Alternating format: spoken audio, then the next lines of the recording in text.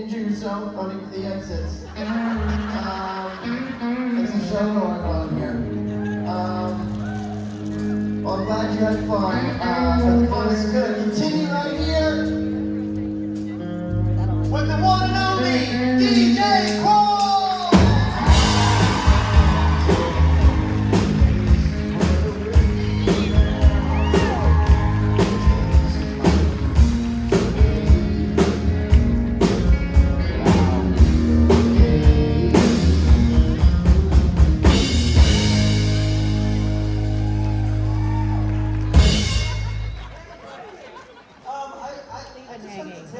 Did you say you were screwing in somebody's front yard? Basically. That's what I thought I heard. Yeah. Okay. I've done that. Yeah. Hey y'all, I have two microphones. Can you hear me? First of all, I know everybody has places to be, but if you're staying with me, we're going to have a good time. So thank you so much for coming to my second panel here. Who was here yesterday? That makes me happy. So for guys who have not been here before, we're getting ready to play something I like to call the world's shittiest game show. And it is pretty shitty. So let me tell you how it goes. So it starts off like, I pick a number between 1 and 125.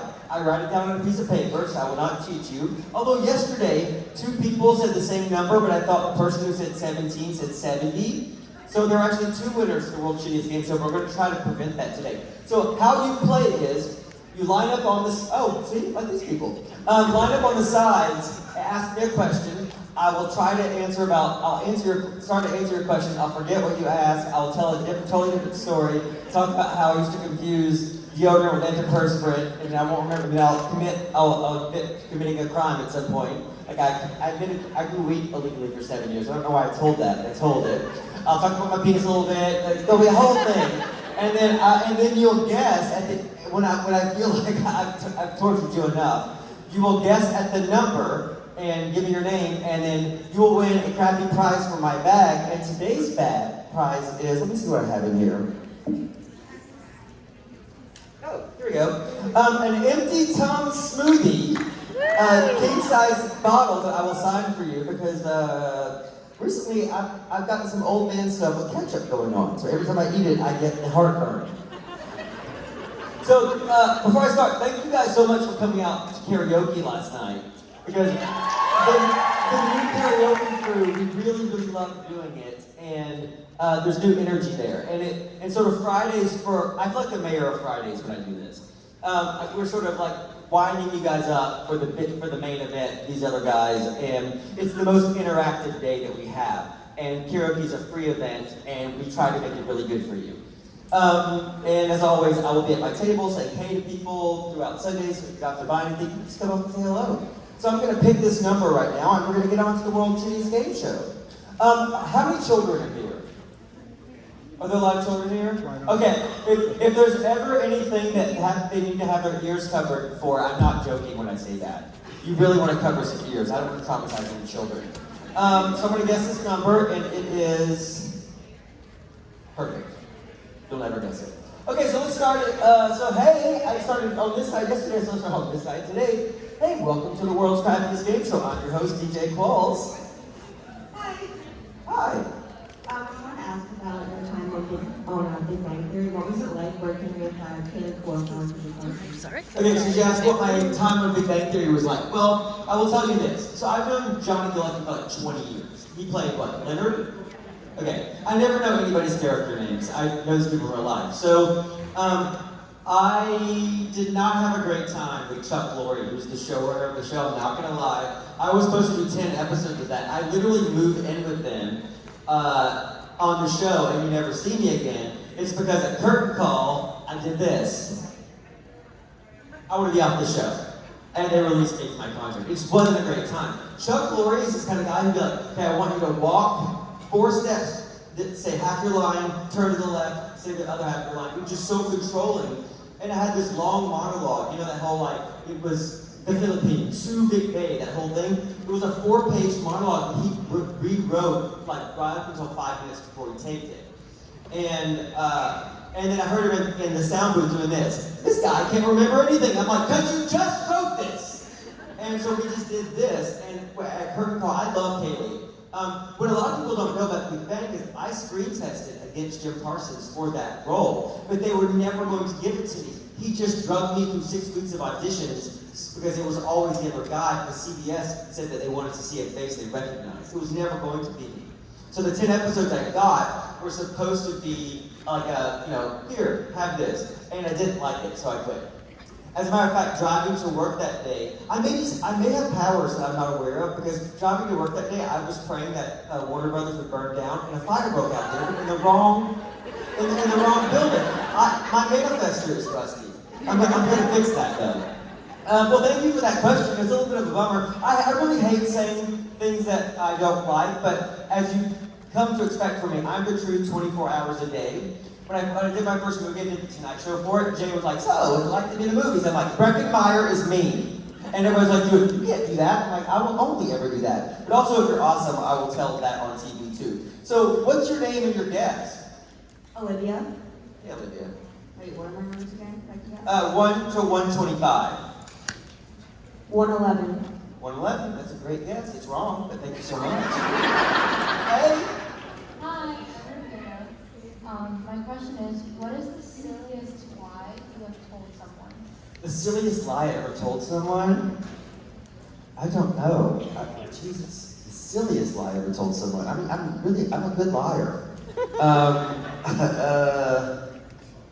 Probably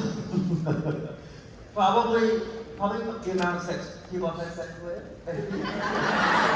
It's a lot. I'm on television. Here's the thing that people actually think I'm a virgin. Because I've played a bunch of virgins, I'm wearing a virgin costume. So people think that I'm actually a virgin, and I'm like, I'm on television. Even if I was the least good looking guy in the entire world, people would want to have sex with somebody on TV. So that, I've definitely diminished how many sexual partners. It hasn't been that much. It's what's the line from, it's less than Madonna, more than Princess Di? Oh, that did not age well. Oh, there's gonna be a lot of that. So what's your name and your guess? Ravina, R-A-V-E-N-A, Ravina? and 23. I like your name. Thank you so much for playing World Cheatest Game Show. Hey! Hello again. Hello again. Hi. You are a blur to me. I can't see you because these lights are blinding. I was at your table yesterday. Oh, right I on. was the one that we talked about for you. Oh, I've been to Virginia Beach.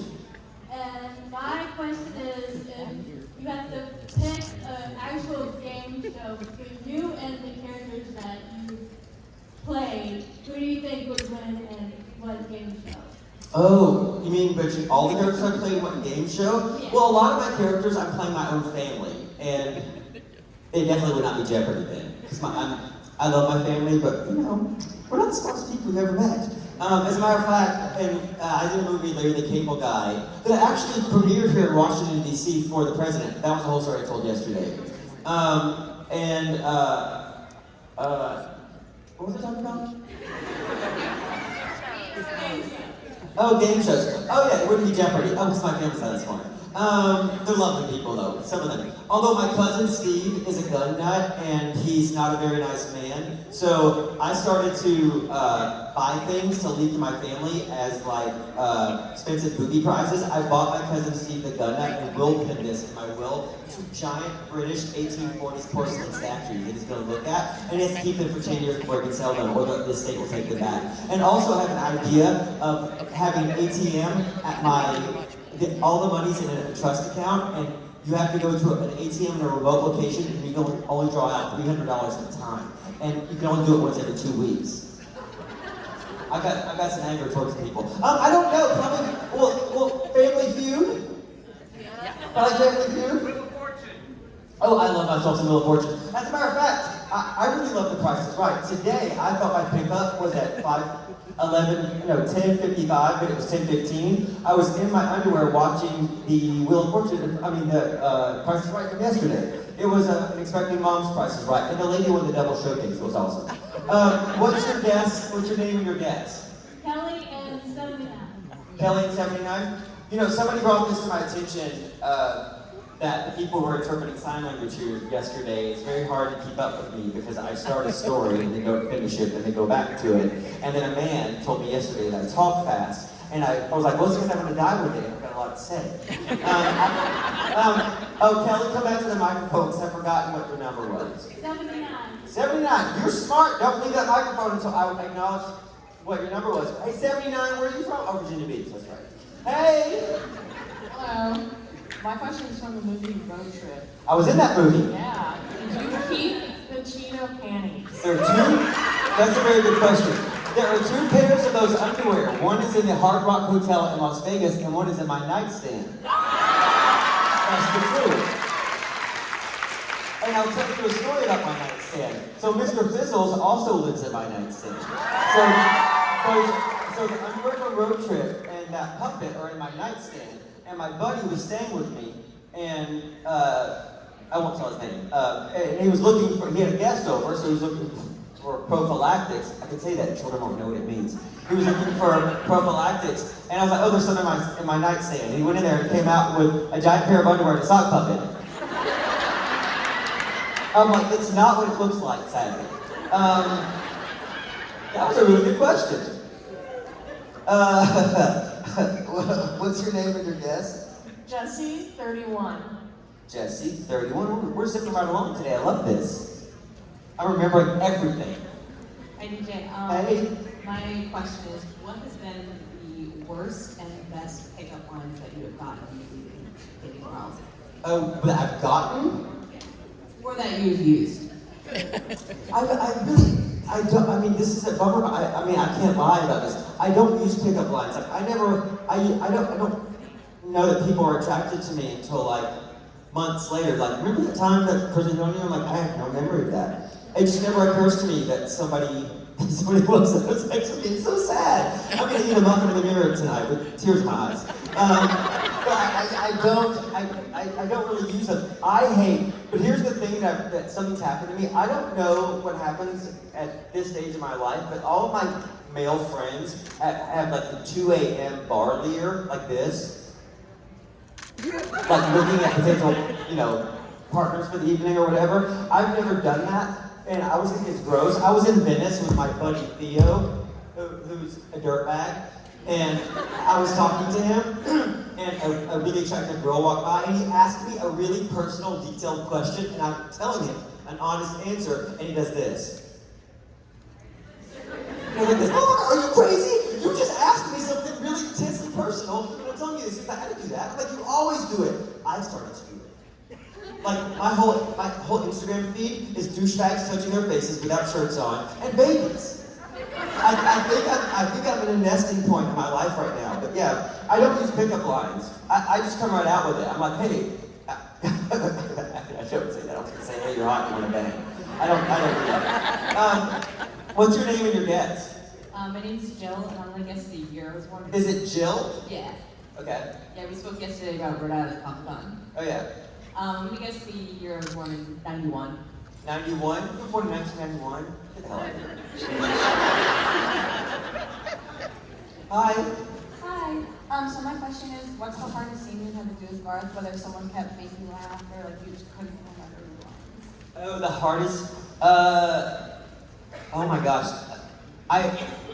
One time Jared, when I was playing, I think I was like in a scene that was in Texas. I was playing no, I don't remember where I was. I was playing a guy named Corporal Bobby Brown. So I was wearing a military outfit, and Garth could never, pull off the suit because he felt like he said it made him look like a funeral director. And so he would always dress his character like a Texas Ranger. And so there was a scene where I walked into a morgue and Sam and Dean are already there, and they do this. Oh God. And I'm like, and so they're looking at a coroner's report. And so he hands the coroner report, I do this, and he hands it to me. And they're the stars of the show, so their coverage is first, right? They filmed them first. When it was my turn, I get the coroner's report, but it's not a coroner's report. It is a piece of paper that has stick figures doing the dirtiest stuff you've ever thought to each other. Like, I was like, God, but I opened it and did this. and then lost it for the rest of the time.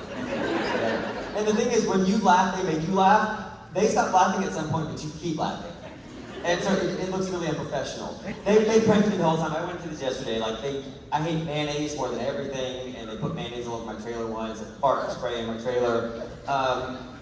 They're pranksters. But here's the thing, I think they only prank people they like. So that makes you feel really good. What's your name and your guess? Lexi and 47. Lexi? I remember you. Lexis? Lexi's Yes, Lexi. I got it right the first time. Why'd you correct me? What's your guess? 47. 47. Awesome. Thank you so much for playing the World Shittiest Game Show. Hi! Hi. So my question is, if we got an ending with in Z Nation where we Start that question again. so if we got the ending in Z Nation where we actually saw the cure happen, what do you think would have happened with Citizen Z? Oh, you mean if the show had actually ended, not in like we would go back to normal life?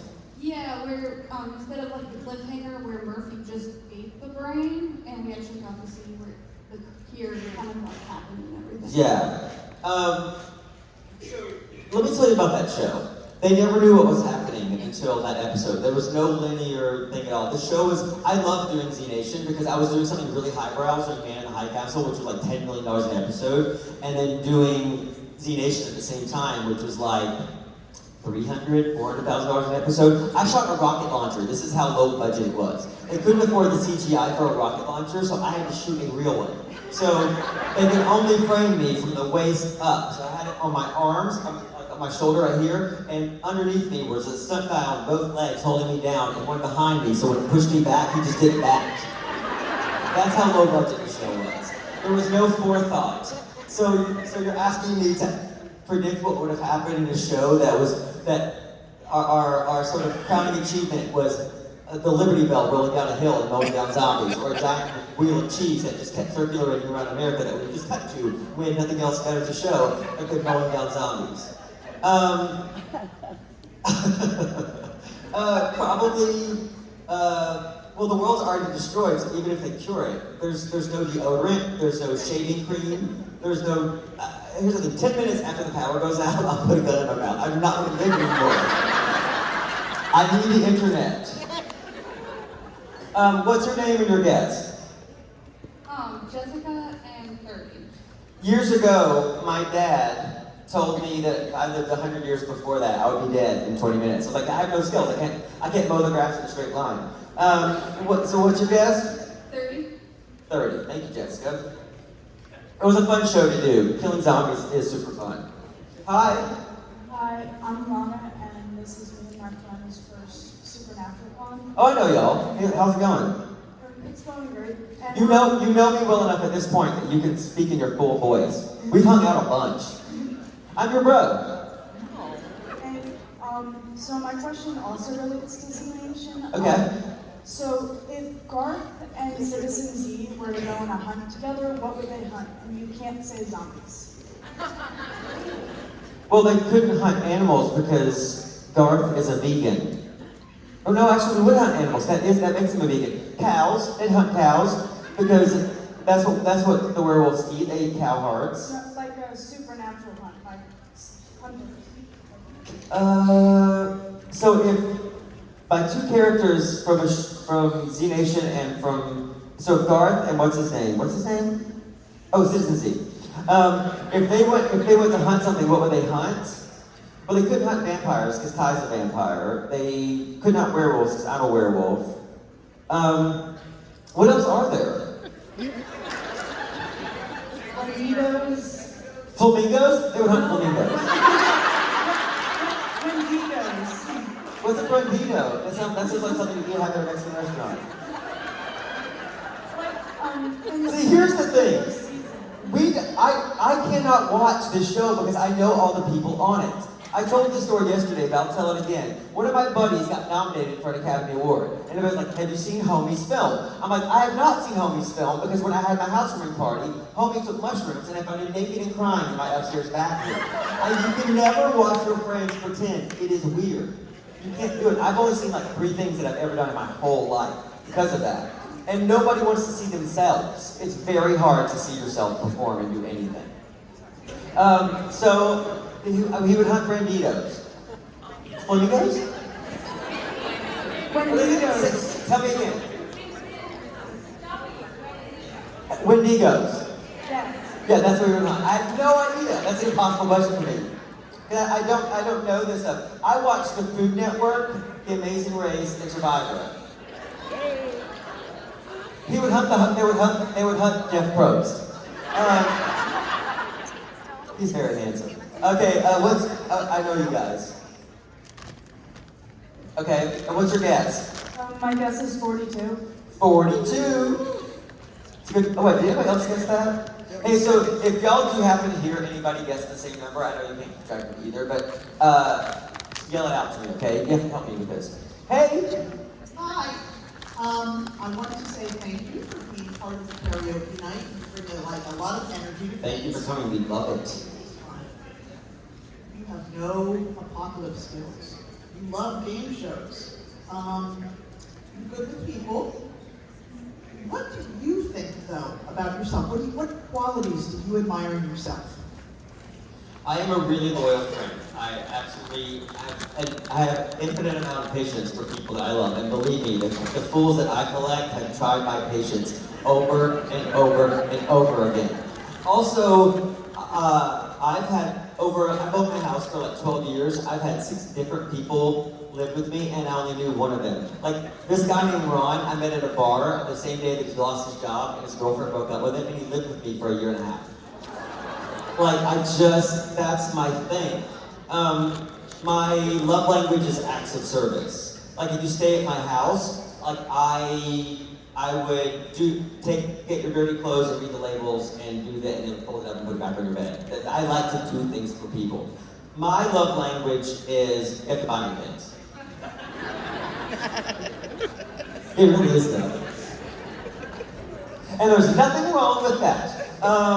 But yeah, I'm a loyal guy, I'm a loving guy, and I think honestly Garth is the character that's closest to who I am. I'm hard to anger, but once we're there, we're there. But I'm an easy forgive. I give people chances and chances and chances until I can't anymore. But that's a great question, so thank you so much. And what was your name and your guess? I just wanted to say my best friend Amy is like you. She does acts of service, and she loves gifts. Oh. That just makes me feel a little bit closer to you. Oh, that's awesome. If she was a man, I'd be all over her. Sorry. By the way, if anybody has any bad date, tell me about it after the show. That's where I am right now. Dating is hard. If you're with somebody and you can remotely deal with them, you keep them. Because it is hard to meet people. I told this story yesterday, but it bears repeating. I met a guy at the airport. We had a meet cute. Like, my flight was delayed 10 and a half hours. I got drunk, I bought some cologne, and I met a guy and we went on a couple dates. In the middle of the night, I get this text from him. What did you say? Oh, you can't hear me? Now we can. Okay, sorry. So in the middle of the night, I get this text from this guy who seemed perfectly fine. I know, right? I heard an uh-oh, and it is an oh. My ideal relationship would be with 2 girls and a guy. So I guess you could say I'm open to anything. And my response was, you cannot afford that many bathrooms on your salary. That's what the dating world is like right now. It's very hard to meet people. I'm all open for that, but that's very confusing to me. I'm an old-fashioned kind of gay. Lisa, 56. Awesome, Lisa. Thank you so much. Hi. Hi. So I just want to say first that you're like the sweetest person. And Oh, thank you so much. Getting to meet you and like getting the autographs is absolutely amazing. And my question is, how would Citizen Z react if he met Garth and Garth told him that he was a werewolf? How would Citizen Z react if he met? He'd probably try to kill him. I mean, think about that. That's pretty traumatic. His whole life has been turned upside down. And anything that comes into his compound that is not human, he has to kill. I mean, his dog turned into a zombie, which was the dumbest thing I've ever experienced in my life. I'm not gonna lie. And the thing about that dog is that the number one question I get asked about D Nation is where the dog went. So the first season we had this dog. The dog we got him really cheap. He was kind of trained. These people had no money for anything. So they got a dog that would kind of come to you. But the dog got famous between the first and second seasons. He got a giant dog food commercial, and we couldn't afford the dog anymore. So the second season, we got a dog that looked nothing like this dog, that was completely untrained, and he wouldn't do anything. Well, the third season, we got another dog that was like half as trained as the dog that was half trained. So like an eighth trained, I don't know. For the third season, it was 3 different dogs, right? And this dog would kind of do what you needed to him, but only for like 5 minutes. So we had this wolf pelt that was stuffed with bubble wrap that we put in the background that we would put out of focus, and somebody would shake the little box that he was in so they could look alive. The problem was, we brought the dog on stage once before we removed the wolf pelt, and the dog smells a dead dog. He became scared of us, and he would never do anything we asked him to do ever again. So the fourth season, they made me pull a dog sled out of the Arctic to Spokane, Washington, which is also the second dumbest thing we ever did. Spokane's awesome, by the way. Spokane's one of my favorite. It's a great. Do you know that Spokane has the most funeral homes per capita than any other city in the United States? It really does, though. Little tidbit for you there. So they made me pull a dog sled from the Arctic, from the North Pole, right? The dog disappears, you never see him again. So the number one question I get is, what happened to the dog? I think they ate him. I really do, because our compound got breached, and I don't think I'm doing a very good job of selling this show. It actually is, it's pretty funny.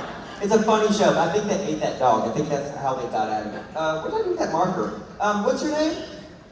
Jade. Oh, that's right. And what's your guess? 121. 121. Thank you so much. Thank you for watching this show. Hello. Hi, I was at the panel yesterday and I remember the JC story and I loved it. So I've got Somebody told me today that sometimes ballroom dancers do compete until 1:15 in the morning. So maybe he doesn't have a family in Pasadena. Maybe he does. Or maybe he does. That's the thing, I suspect that maybe he does. I wanted to ask, what is the worst date you have ever been on? Okay, I have an answer for that. This happened recently. So I meet this guy. And I remember thinking, this guy is so handsome, I can't believe that he's talking to me.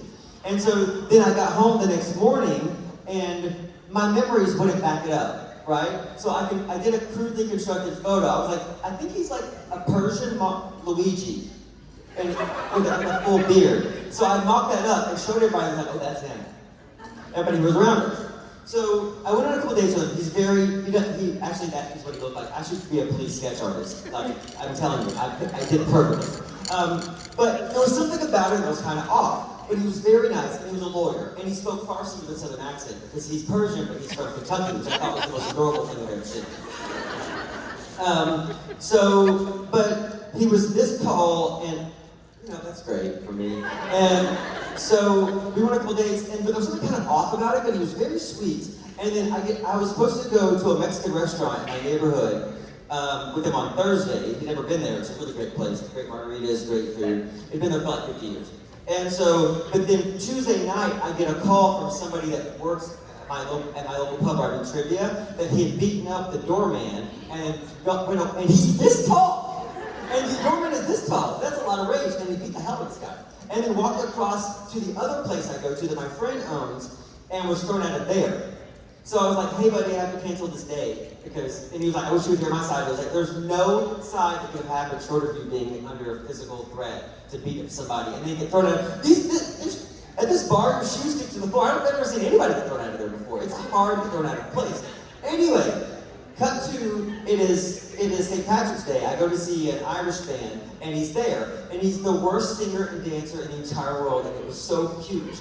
And he's really into it. So then I was, and then And so then he was like, let's get out of here and go somewhere else. And so we went to another place, and we'd never been before. And everybody's like buying us drinks, patting us on the back, saying what a great looking couple we are. And then he was like, I really like you. And then 2 minutes later, he turns to me, he's like, but at some point I'm going to cheat on you. And then I said this, motherfucker, you couldn't cheat on me. I would never commit to you. Take me home. And we went out 4 more times. We really did. I'm hitting my stride now. I'm starting to feel this Red Bull kick in. You guys are in for something now. What was your name and your guess? So my name is Cindy, not Sydney. Cindy. I got you, Cindy. Okay, awesome. My guess is going to be 52. Thank you, Cindy. Yes,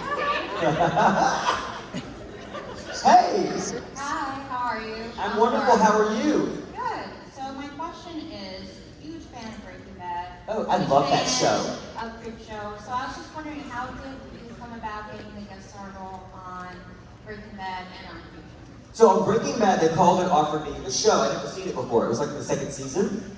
So the show was getting good word of mouth. It wasn't that popular. So I went on, and well, he sent it to me. I read it. It was so good. I was gonna have to do this, but it was so. And let me tell you, I took everything that wasn't nailed down. Like I left with pocketfuls of blue mat. I have like 4 bags in it, because that's what I'm like. Because at some point, my career may hit the skids, and all this shit's going on eBay. And also for the memories or whatever. And so that scene, the New York Times called it one of the 10 best cold opens in the history of the show because it was one camera. And it was started between us, it pulled out, there were people walking by, there's a guy with balloons, there's a truck, and if there was any problem, we had to reset to 1. It took hours, and I was crapping myself at first, because it was like, I was flooding lines, I was nervous, and everything has to reset. But it came out so beautifully. Well, Bryan Cranston brought it, he had just won the Emmy, and I think it was his first Emmy. He brought it to work, and shook my right hand, and he was like, hey, do you want to hold this Emmy? And I put it in my left hand, it slipped through my fingers, and I dropped it. I dropped Bryan Cranston's Emmy like probably about 2 minutes into meeting him. It scared the hell out of me, but he told me he had dropped it twice on the first time he had it, so it made me feel better. And they're kind of indestructible. What were we talking about? Oh yeah, Breaking Bad. And but they asked, after I did my episode, I had them send me the whole first season, because I can do that. I can have people send me stuff. And so I had them send me the whole first season, and I loved it so much that they asked me to come back in the 3rd season, and I said no. Because once you see too far behind the curtain, you can't watch it anymore. Which is why I can't watch Supernatural. It's why I can't watch my buddy's Academy Award nominated film, because I had to put his pants back on it. But I loved it. And what was the other show? Creep Show. So Creep Show, they wanted me to fly out on a Wednesday, and they offered it to me on a Monday, and it's 41 pages of solo dialogue delivered directly to camera. It's me and a tennis ball. Until they animated that thing, right? And it was a puppet for a little bit too. And so I was like, send me the first day's work, and if I can remember all the dialogue, because this is what always happens with producers. Like, oh, it doesn't matter. You can learn it while we shoot it, but you get there and don't know it's all the lines. They don't care that they told you the lines 5 minutes before they called action. It's your fault. So, but I was able to memorize it, and Greg Nicotero, who does The Walking Dead, he does like all the special effects makeup, he directed it. And now we're good buddies, and it was just so great, and I love horror, and I want to do much more of it. And horror things usually shoot at night, and that's my natural clock. So you wake up at 5 p.m., you go to work at 6, and you work until 7 o'clock in the morning, and I love that time schedule. It's getting out of it's a little hard. But I just love that kind of stuff, but it was really easy to memorize that massive amount of dialogue. Also, I felt connected to it. And I got to do cool stuff. Like I got to take a sledgehammer and beat watermelons. Like I remember I was trying to get my stepchildren's head down the drain. I mean, it was a really cool thing. If you haven't seen Creep Show, it's free right now on. But it's actually on Amazon right now. Shudder's doing a free thing on Amazon, so look it up. If you have Amazon Prime, it's really fun. It's a fun show. And for people who are a little older, it's like sort of a revamp of the Creep Show movies that were really awesome when I was little. They're really great. What's your name and your guess? So my name is Laura, and I'm gonna guess the year I was born, 84. 84? That's normal age. Hey, so I'm bisexual, and I know that you came out as gay like 1 or 2 years ago. Like a champ, I did. In the most dramatic fashion. Here's what happened. So before, I'm sorry. But I have to tell this story. I've actually never told this story before. So here's what happened. So one of my best friends is a stand-up comedian named Jim Jeffries. So he really, isn't he awesome? And so he took me to see Elton John's farewell tour. And Elton John, it's basically like he's in a place now where he's very hard for him to walk because he did so many drugs, right? So the show is him driving around a sparkly piano, and they cut the lights 5 times, and they change his sparkly blazer and sparkly glasses. And so at one point, he hobbles down from the piano, goes center stage, and gives 15 minutes of gratitude, talking about how the fans, his heart stopped twice when he was hard on drugs, and the fans really, their support brought him back. It's like, we need you, the music is powerful. I mean, he's a really great musician, right? And his music means a lot to people. So he talked about how that brought him back. Well, Jim's mother had just died, and a lot of his early comedy was calling her an elephant, right? And so he wanted to honor, not honor that, but honor the sort of like, he was taking the piss out of her, making fun of her, but he loves her, and he was like, maybe I should give 15 minutes of gratitude. Where Jim is famous for saying the words, "See you next Tuesday." He's famous for that, right? And so I was like, and his fans are all rednecks. And I'm like, Jim, if you did that, there'll be a moment of silence. And actually, I'm quoting this, and I can say it because I've reclaimed this word, so I don't want your emails. Email me though. No, wait, you can't do this. We have to take a question. Anyway, I was like, there would be a moment of silence, and somebody would do this. Fag, right? Because Elton John's like talking. So all of these guys in the flashing glasses turn around, and I called Elton John a fag. My friend was like this. No, my mate's gay. So Jim opens his next tour with that story. And so he kills, but he's doing it in San Diego, and I'm there in the wings, and he almost says my name twice. And he's bombing, and it just hit me so hard. I'm like, my friend loves me so much that he doesn't want to out me, but he's bombing on stage. And I was like, why is this even a thing anymore? So I went on stage, I was like, that story's about me. And he went, you doing this, mate? You really doing this? I'm like, that story's about me. I'm the gay guy in question. And I sat back down, all proud of myself. 5 minutes later, it's news in Poland. So, and I'm not joking. My publicist is like, you have to release a statement. Right now, I'm like, I'm drunk, and I can't. So I did this. Anyway, that's how it came out. What's your question? We can do it real fast. Wait, did the lights get turned on because I'm getting off stage? Is it? All right, perfect. Well, you have to tell them that fast then. Sorry, guys. So I was wondering if you received like any hate or any negative feedback online or in person about it, and how did you deal with it? Yeah, I got a lot of that. But here's the thing. When you are totally yourself, when you become the person you're meant to be, and you're totally honest about it with the world, approval doesn't matter to you anymore. It really doesn't. It's amazing. It was something I didn't understand the absence of care of other people's opinion of me, judgment. I don't feel it anymore. I really, really don't. If my intentions are clear, I make tons of mistakes. I will make mistakes to the day I die, obviously. But I'm aware of my mistakes, or when my mistakes are being brought to my attention, I'm repentant of them. I want forgiveness for them. I want to make it better, because I don't want to be an asshole to anybody. But if you think I'm doing something, or you have a judgment about something I can't change about myself, it has nothing to do with me. So I released that, and I didn't know that was possible until I started being honest about myself with the world. And it's so amazing and powerful. And I'm more compassionate, I'm a nicer person, I'm a better everything. When people say be yourself, cliches are true. Cliches are true. But the problem is a lot of people that tell you to be yourself don't want you to be yourself. They want to be the self that they need you to be. And you're going to die one day. I found that out recently. I'm going to die. I'm looking into it, I may not. But this kind of awareness of how short life is, everybody talks about how short life is, but it is so short. Your main job is to make yourself happy and be yourself. And everybody in the entire world benefits from that, whether or not they know it. They really do. So did you have a question, or did I just talk at you for like 12 minutes?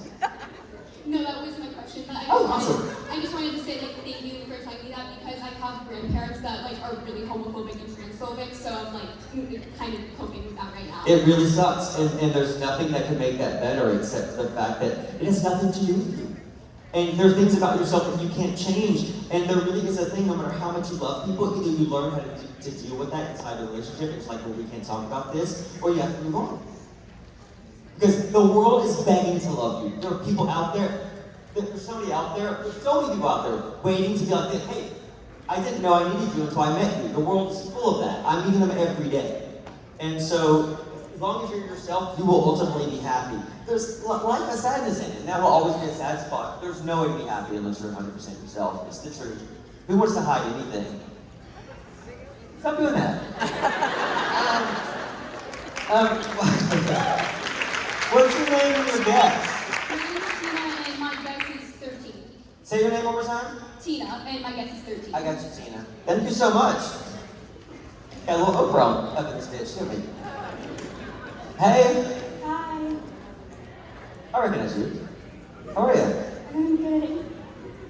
So I don't ask me why I had this question, but it has to do with the Little Rascals, kind of.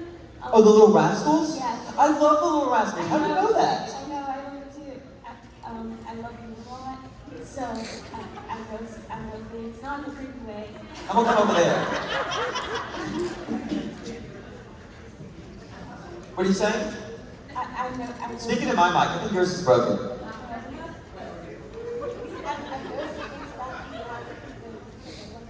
Oh, she said she knows some things about me, but not in a creepy way because she loves me. Oh, I wouldn't mind if you were creepy with me. Come over here. You can be creepy with me anytime you want. I'm telling you, there's like a handful of actors, and if I knew how much I knew about them, I would have 5 restraining orders against me. I love it. And the thing is, I meet actors all the time where I'm like this. I cannot believe, I met an actress named Alfre Woodard who did a movie called Scrooge when I was a little boy, and I loved her so much. She was like the mom I sort of wanted. And so I sat down next to her at a table read and did this. And she turned to me, she went like this, hey, and I'm like this, I love you. Just like that. And then she said, my 8-year-old daughter has a giant crush on you, and now she's one of my best friends. So maybe 10 years from now, you'll be my neighbor and we'll be best friends, you never know. So tell me about the Little Rascals. Okay, so since we've been talking about you going back to dating, I was wondering if you're looking for an alfalfa or a Darla form of personality. Oh, that's a good question. And if you are an alfalfa or a Darla. There's only room for one alfalfa in this relationship, and I'm the alfalfa. I don't have to accept the alfalfa. Actually, my hair's been sticking up all day too. I think I'm a better singer than I am, and my hair sticks up. I probably would. I'm more of a spanky person. I like a big dude. No, like I see that. Like I like a bro, a big dude, somebody that we have to put pillows between us because if he rolled over in the night, he would smother me. I like somebody that size.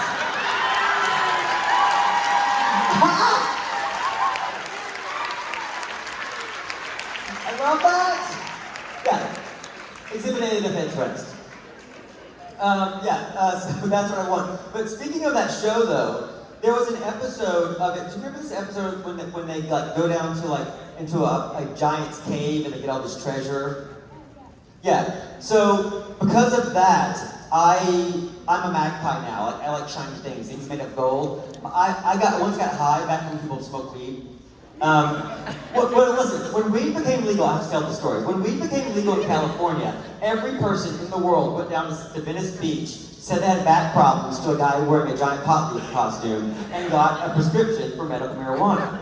I went to a dispensary. I'd never smoked weed before. I didn't drink until I was 21 years old. And so I went by myself to a dispensary, and all of the pot is called like scary names, like devil semen, and all awful stuff, right? And so I bought something called Trainwreck, which is the most innocent kind of weed. You know, it's the most innocuous of all the dangerous weed. So I got it, and I'd never rolled a joint before. So the joint that I rolled was kind of like an envelope. So I kept doing like this, and getting little wasp breaths of smoke. And so I smoked all the weed, because I wasn't getting any of it. And the thing is, if you have to ask if you're high, you're definitely high. You have to ask if you're high. So I didn't know this. So all of a sudden, like 30 minutes after I finished this weed, I start panicking. My heart's racing, and I look online, and all of it says, don't go to the emergency room, you can't overdose on weed, right? But then I was like, what do you do if you've oversmoked? And the internet said, do something not challenging. So I turned on PBS and started watching this documentary about this film star named Mary Pickford, the world's first movie star. She was the most famous person in the entire world at this point. 10 times more famous than Madonna or anybody else, Lady Gaga or any of these people, because film changed how the world looked at itself. Never before in human history could you be in Ohio and in China and see the same thing on the same day. It was the first time we had a communal experience as a species. So film was wildly popular back then, like way more than now. So I'm watching this documentary and it's calming me down a bit, but in the middle of it, I start predicting stuff that's going to happen to her. Like specifically, I was like, she's going to get on a boat with her second husband and she's going to go to England, and she did.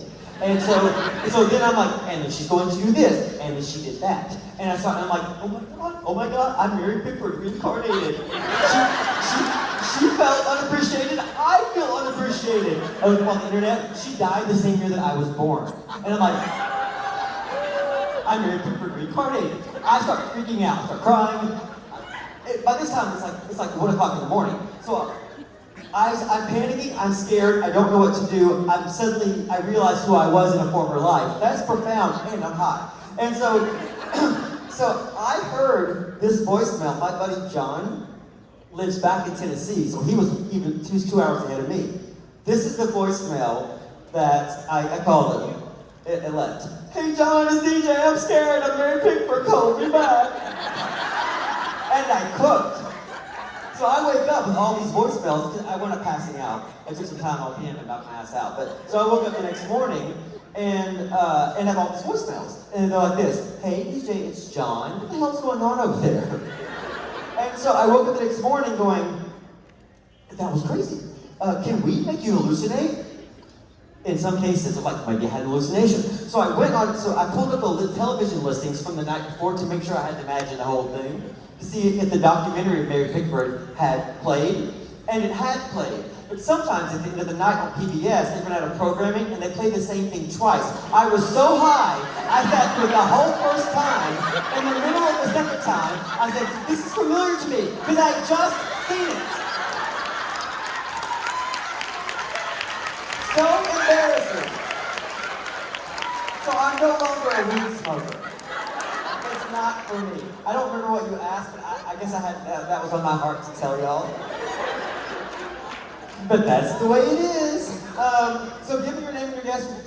Sydney and 63. It's Sydney, not Cindy. Yes, Sydney. Australia. And what's your number? 63? Yes. Okay, the winner of the World's Crappiest Game Show, who's going to get an empty container of Smoothie Tums, I told y'all it should be, the number was 47, and Lexi, you guessed 47. Come on down! Thank you guys so much, this is so fun. We'll be here the rest of the weekend. Please just come up to my table and say, hey, I'm here for y'all. Thank you so much. Thank you, DJ Paul, everybody!